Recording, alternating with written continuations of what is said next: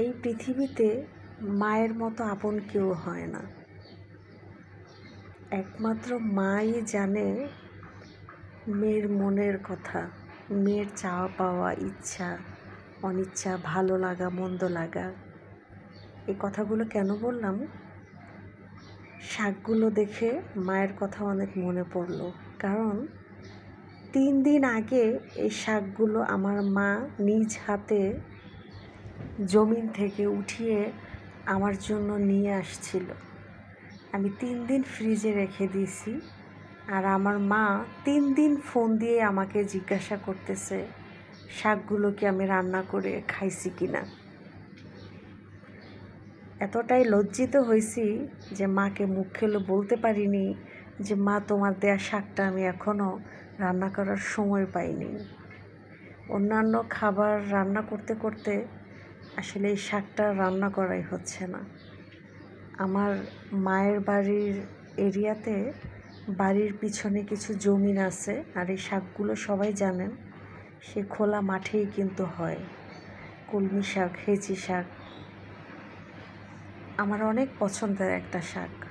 আমার যখন এটা খেতে ইচ্ছা করে আমার মাকে বললে আমার মা নিজে খুব আগ্রহ নিয়ে এই শাকগুলো এই বিকেলবেলা উঠায়া যত্ন করে সুন্দর করে শাকগুলো বাছাই কইরা পলিথিনে ভরে রেখে দিছে।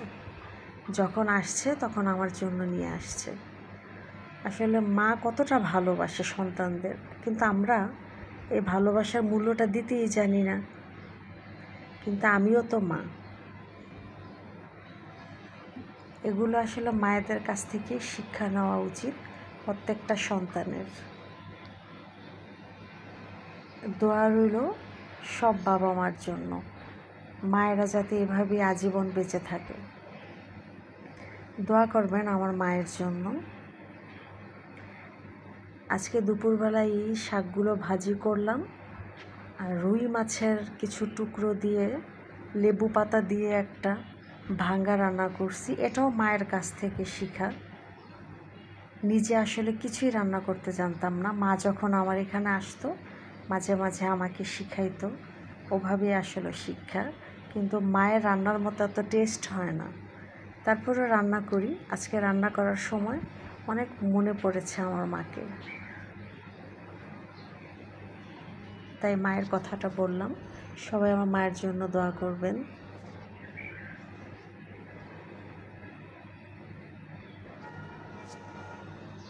কথা বলতে বলতে আমার রান্না শেষ হয়ে গেল। আজকে তেমন কিছুই রান্না করিনি। আম দিয়ে ডাল, শাক ভাজি আর এই যে মাছের ভাঙ্গা। তো কেমন হলো